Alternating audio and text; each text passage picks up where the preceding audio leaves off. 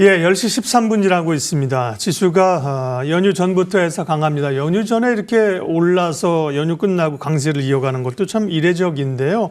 코스닥 쪽이 더 강한 흐름들을 나타내고 있습니다. 2차 전지는 뭐 그저 그런데 이제 반도체 IT 쪽의 소부장 이런 쪽이 오늘은 이제 한미 반도체에 이어서 HPSP가 바통을 이어받았죠. 그러면서 강한 흐름들로 가고 있습니다. 자, 이런 상황에서 또 전략은 어떻게 짜야 될지 오늘 시황 해설 가겠습니다. 박근영 IBK 투자증권 영업부 부장 함께하면서 시장 흐름 체크하겠습니다. 부장님 어서 오십시오. 네, 안녕하세요. 오늘의 전략 주제를 보겠습니다. 미국의 경우 이제 좀 조정이 시작될 수 있다는 얘기가 있어서요. 예, 조정이 시작된다. 내일부터 시작된다는 거는 미국의 강세론자 톰리가 계절적 요인으로 인해서 조정이 좀 올 수 있다 이런 주장을 해서요. 미국 시장은 조금 그런 우려가 있는데 우리 시장은 오늘 강하거든요. 네. 근데 웬 조정이야? 보시는 분들이 이렇게 생각하실 수 있을 것 같은데 어떻게 보세요, 시장 흐름? 미국 시장 뭐 조정 와도 되지 않나요?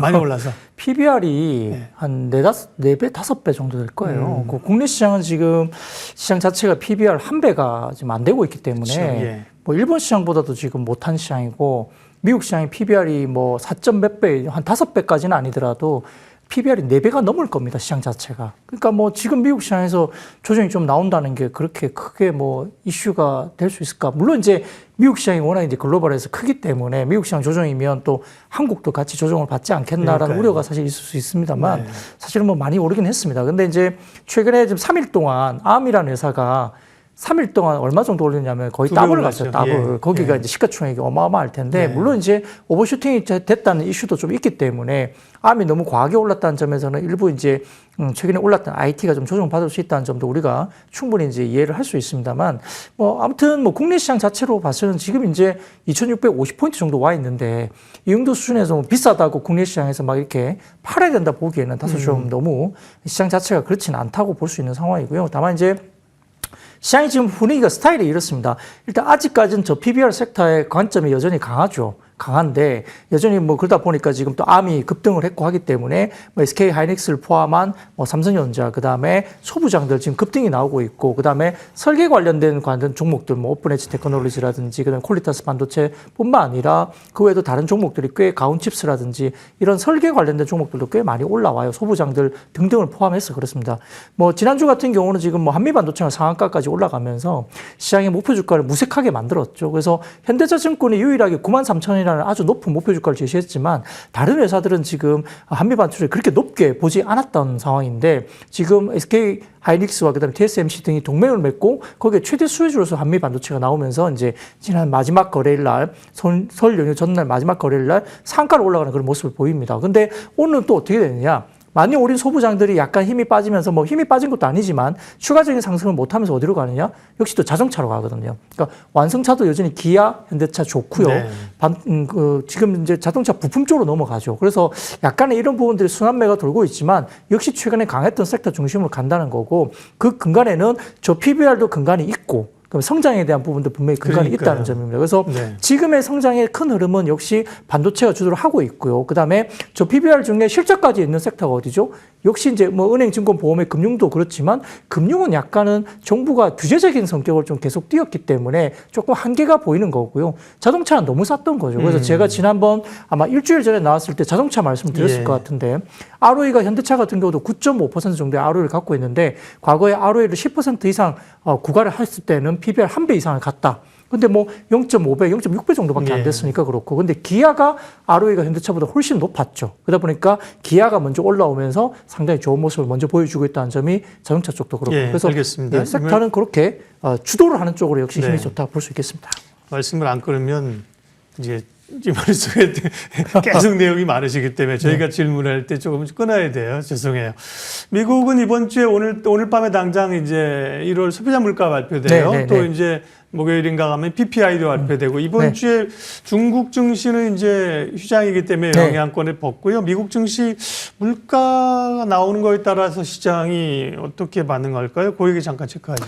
네, 주가가 많이 오른 상태이기 때문에 지금 변곡점으로 봤던 코스피 기준은 2,620포인트 되게 중요한 저항선으로 봤었습니다. 근데 네. 오늘 갭상승을 하면서 뚫었기 때문에 이제는 지지 라인으로 다시 재평가될 것 같고요. 네. 다만 이제 중국 쪽과 관련된 부분을 잠깐 말씀드리면 주말 사이에 나와 있는 중국의 유동성 지표가 엄청 좋게 나왔습니다. 그것은 시장에 돈이 풀리고 있다는 것이고, 그래서 소비 관련 쪽, 그리고 일부 아직은 해소됐다 보기 힘들지만 부동산 관련 쪽도 조금 이제 뭔가 힌트를 계속 정부가 잡기 위해서 뭔가를 하고 있는 모습이 보이고 있기 때문에 시장의 유동성 지표가 굉장히 좋게 나왔다는 것은 중국 시장이 조금 뭐라 그럴까 좀 안정화 작업으로 좀 갈 수 있다, 이렇게 정도로 해석하시면 좋을 것 같고요. CPI나 여러 가지 물가 지표는 여전히 뭐 이번 달에 1월달 지표가 조금 모르겠어요. 뭐 좀 튀어오를 수도 있고 약간의 상승폭이 전월 비교는 조금 더 그럴 수는 있지만 추세적으로 튀어온다 보기는 좀 어렵습니다. 왜냐하면 지금 천연가스나 그다음에 가솔린 가격 이런 것들이 바닥권에서 살짝 고개를 들고 있지만 완전히 바닥권에 있기 때문에 그러하고 외식이라든지 주거비 이런 쪽도 더 많이 올라간다는 이야기가 별로 없기 때문에 그런 부분에서는 추세적으로는 계속 빠진다 보는 게 맞아요. 그렇기 때문에 지금 이 부분에서는 역시 언제 금리 인하를 하느냐 이것이 문제이고, 그다음에 올해 안에 몇 번의 금리 인하를 통해서 어느 정도의 그 인하폭이 있을 것이냐의 문제이지, 예. 이것이 추세를 완전히 바꾸면서 다시 뭐 CPI가 치솟고 올라가면서 뭐 인플레를 걱정해야 된다 이런 쪽으로는 가지 않는다는 거죠. 그래서 약간 미스가 나오거나 아니면 뭐 전월비 조금 올라가게 되면 네. 최근에 주가가 좀 올라왔기 때문에 살짝 휘어가는 구간이 생기겠지만 추세적인 흐름에서는 크게 변화는 없다, 이렇게 보시는 게 좋을 것 같습니다. 네. 미국은 이제 조금 고점에 대한 우려 부담이 있지만 그것 때문에 우리 시장에서 도망갈 자리는 아니라는 말씀이시고요. 순환매 속에서 기회를 찾자는 얘기로 들렸습니다. 예, 테마 분석하겠습니다. 이번 주 핫 테마는 어떤 걸 꼽으셨나요? 네. 뭐 반도체 자동차 워낙 좋기 때문에 네. 뭐 지금 이 자리에서 뭐 다른 신규로 뭔가 말씀드린다는 것은 크게 의미가 없을 것 같고, 저 외에도 워낙 많은 분들이 말씀을 하고 계셔서 조금 주목을 해야 될 게 이제 오늘인가요? 아마 EU 쪽에서 지금 대한항공하고 아시아나 합병 관련된 조건부 승인 가능성 아마 뉴스가 오늘 나올 수도 있습니다. 네. 시간이 그렇게 됐기 때문에 그러고요. 그렇게 되면 항공업종을 좀 봐야 되는데 뭐 연휴 구간 가운데 뭐 저는 조금 이제 국내에서 좀 이동을 해봤습니다만 와, 이게 정말 많은 분들이 이동도 하고 이렇게 하더라고요. 그래서 운송업종 관련된 부분을 좀 보시면은 사실 1월에 항공수송 숫자만 보면은 지난 12월에 워낙 좋았던 숫자가 나와서 1월의 숫자가 그렇게 임팩트 있지는 않았습니다. 그래서 국제선 여객은 본격적인 선수기인 전월 대비 5%조밖에 안 늘었고 화물은 오히려 좀 9% 정도 감소했기 때문에 1월 실적이 조금 뭐라 그럴까 아쉬웠다는 거죠. 그러다 보니까 항공업종도 좀 빠져있는 주식도 있다 볼 수 있습니다. 다만 이제 여객 성장이 둔화된 것은 지금 이제 항공기 공급이 더 늘어나지 못하고 있기 때문인데, 당분간 국제선 여객은 2019년 대비 90% 수준에서 정체될 것으로 예상될 수 있습니다. 왜냐하면 지금 여객 관련된 부분들이 수요가 없는 게 아니고 항공기가 더 투자가 안 되고 있기 때문에 그래서 네. 항공기 기재가 지금 모자라요. 그러다 네. 보니까 이렇게 상당히 좀 정체가 될 가능성도 있다는 것은 일단 전제 조건을 말씀드리겠습니다. 다만 이제 성수기인 1월과 2월에 공급 증가가 제한적이기 때문에 운임은 어떻게 되죠? 굉장히 높은 수준의 강세가 계속적으로 유지가 될 걸로 보입니다. 뭐 저도 이제 동남아 같은 경우에 뭐 과거에 여행도 많이 가봤지만 최근에 뭐 베트남이라든지 그다음에 태국 같은 걸 보더라도 만만치 않아요. 가격이 만만치 않고 일본 쪽은 뭐 엔저 영향이 있기 때문에 다소 좀 가서 여행 경비가 좀 싸다는 느낌도 있지만 아무튼 최근에 항공기 가격은 굉장히 항공사 비쌉니다. 그래서 그 운임 가격은 굉장히 높게 유지가 되는데, 근데 수요가 꺾였다는 부분은 아직은 안 나오고 있어요. 그런데도 불구하고 반대급부로 성수기 수요가 이 12월까지 넘어오면서 1월 달까지로 계속 지금 최대 성수기가 12월, 1월, 2월 여기까지입니다. 화물 같은 경우는 수혜주 운하 통행이 중단에 따른 반사 이익도 약간 있을 수 있다고 이야기가 되고 있는데, 아마 전반적인 항공 화물 운임 지수도 약간 슬로우하게 빠졌고 인천공항 물동량도 조금 줄었어요. 그러니까 12월에 워낙 좋았기 때문인데, 대한항공이 실적 발표에서 설명한 것처럼 아마 중국의 이커머스, 그러니까 우리가 이야기한 테무라든지 여러 가지 알리익스프레스 해외 직구 성장 수혜 때문에 4분기가 기대 이상의 서프라이즈가 나왔기 때문에 아마 1월 달 접어들면서 조금 쉬어가는 모습이 보일 수 있습니다만, 이만큼 비수기인 1월은 역시 기저 부담이 컸던 이유가 있다고 볼 수 있습니다. 홍해 사태의 반사 이익도 항공화물 시작으로 인해서 약간 시간이 필요하지만 홍해 쪽의 부분은 선박 관련된 부분들이 워낙 가격이 올라왔기 때문에 항공 쪽으로 가격의 전가가 아마 서서히 될 거로 보입니다. 그래서 전반적으로 지난 2월 6일에 발표됐던 제주항공 실적도 그렇고 1월 데이터 보면은 약간의 실망감이 있을 수 있고 주가가 좀 조정감이 있을 수도 있겠지만은 수익성이 가장 중요한 운임 강세가 여전히 변함없이 계속적으로 고공행진을 하고 있다는 점. 그리고 LCC 주가가 작년 3월 고점보다 20% 이상 지금 낮게 거래되고 있기 때문에 가격적인 매력은 충분하다 볼 수 있습니다. 그래서 우려가 그렇게 필요 없을 것 같다는 생각이 들고요. 따라서 운송 내에서도 해운과 택배가 워낙 이슈몰이 하면서 주가들이 많이 올랐어요. 그 무거운 CJ 대한통운도 그렇고 굉장히 좋았죠. 그렇기 때문에 해운이나 택배가 이슈몰을 했기 때문에 이제는 약간의 항공 쪽으로 넘어서면서 선류가 지나고 다시 겨울 성수기, 해외여행 성수기 모멘텀이 차례가 온다는 점에서는 지금 조금 눌려있는 항공 쪽을 좀 볼 수 있는 구간이 아닌가 판단되고 있습니다. 네, 항공주들은 오늘 대체로 좀 혼조세인데요. 한진칼 주가만 한번 보여주시면요. 한진칼은 MSCI에서 이제 편출됐습니다. 그 이슈가 좀 있기 때문에 꼬리를 길게 달면서 변동성이 좀 한진칼은 있는 거고요. 네, 그건 참고로 하시고. 그러면 항공주 가운데서 조금 더 공부를 해봐야 할 기업으로 종합항공사, 뭐 대한항공이나 아시아나를 봅니까? 아니면 LCC를 봐야 됩니까? 네. 역시 지금 이제 장거리 노선도 굉장히 비싸지만은 아직까지는 그 국내에서 가는 동남아나 이제 일본 노선의 강세가 여전히 지금 주도를 하고 있습니다. 그렇기 때문에 그렇다면 그 LCC들이 되게 많은데 뭐 진에어도 좋다도 말도 많이 나오지만 네.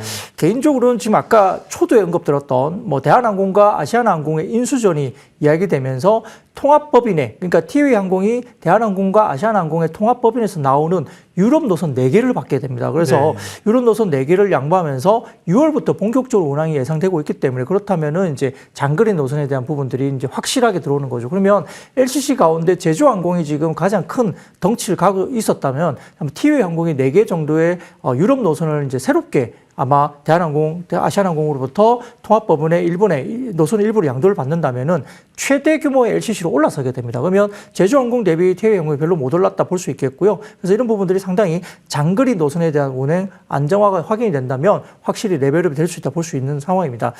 최근에 여러 가지 봤을 때는 PER 타겟 프라이스를 EPS 기준 뭐 6배 정도로 하더라도 목표 주가가 3,000원 이상 나오거든요. 그렇기 때문에 상당히 좀 주가는 낮게 형성되어 있다 그렇게 볼 수 있겠고요. 전체적으로 지금 저비용 관광설의 침투율 높은 국가들의 LCC 평균의 PBR이 거의 8배 정도 수준입니다. 그러니까 그렇게 본다면은 지금 주가가 뭐 2,800원대 정도 만약에 거래가 된다고 본다면 상당히 아직까지는 고평가가 아니라 굉장히 낮게 거래가 되고 있다 보는 거고요. 뭐 PER 6배 정도 보더라도 한 3,200원 정도까지 나오고 8배 정도까지 가게 되면 뭐 한 3,000원대 중후반 정도까지도 나올 수 있겠죠. 그래서 주가 부분은 좀 눌려있는 상태에서 역시 상당히 좀 싸게 거래되고 있다 상황이 갖고 있습니다. 그리고 전체적으로 아까 말씀드렸던 공급 증가가 일부 뭐 있을 수 있다는 부분은 너무 제한적이기 때문에 공급 증가는 크게 없을 수 있고요. 유럽 쪽이 상당히 좋아진다는 거고 추정치는 지금 24년 국제선 수송량이 전년 대비 27.3%가 증가할 것으로 보입니다. 역시 티웨이 쪽이 상당히 좋아질 거 있는데 기존에는 어느 정도까지 증가할 것으로 봤냐면 국제선 수송량이 티웨이 항공이 한 2.3% 정도 증가할 걸로 봤는데 지금 폭발적으로 증가하면서 전년 대비 27.3% 기존 추정치보다 10배 정도 지금 추가적으로 상향 조정되고 있다. 볼 수 있겠고 운임 레벨도 킬로미터당 84달러 50센트 정도 보는데 이게 전년 대비 1.7% 그리고 기존 추정치 대비 2% 상향 조정이 나옵니다. 그렇기 때문에 아마 운임도 킬로미터당 상당히 좀 올라가는 모습이다 볼 수 있습니다. 다소 이제 비용 변동성이라든지 외형 성장에 따른 여러 가지 추정치가 있고 그다음에 장거리 노선 운행 때 약간 처음에 장거리 노선을 이제 새롭게 시작하다 보니까 일부 조금 비용이라든지 그다음에 만약에 기재에 약간 문제가 생긴다고 만약에 그런 변수가 생긴다면 비용 증가가 좀 될 수 있겠죠. 그렇게 되면 약간 변수가 있는데 수익성 측면에서 그런 부분이 없다고 한다면 아마 올해 영업이익 추정치를 1,300억대 이상으로 추정치를 올릴 수가 있을 것 같아요. 그러다 보면 지금 장거리 노선 운영 개시도 실적에 미반영된 부분인데 그런 것까지 들어온다면 역시 티웨이 항공은 아마 대한항공, 아시아나항공의 합병에 대한 장거리 노선 수혜 관련해서도 그렇고 전체적으로 최대 LCC로 등극한다는 점에서 제주항공의 밸류에이션을 아마 따라잡을 가능성이 높다는 점에서 주목을 할 필요는 있겠습니다. 네. 그 1월 초쯤 됩니다. 이제 대한항공과 아시아나 합병 EU 쪽에서 승인 가능성이 높아지면서 그때 관련주들이 한번 급등했었거든요. 지금은 좀 조정인데요. 그 수혜를 받는 쪽은 제주항공하고 티웨이항공이었죠. 제주항공은 화물 쪽을 가져갈 가능성이 높고 티웨이항공은 유럽 노선인데 화물 쪽은 조금 악유가 있는 것 같습니다. 그래서 티웨이항공이 훨씬 더 주목을 받고 있는 것 같고요. 네. LCC 가운데 티웨이항공 이제 박동 부장님은 저희 시간에는 이제 추천 종목을 제시하진 않고요. 우리가 조금 더 스타디해볼 종목으로 LCC 가운데서 티웨이항공을 분석을 해봤습니다. 오늘 시황 해설 여기까지 하겠습니다. IBK 투자증권 영업부 박근영 부장님 함께 해주셨습니다. 고맙습니다. 네, 감사합니다.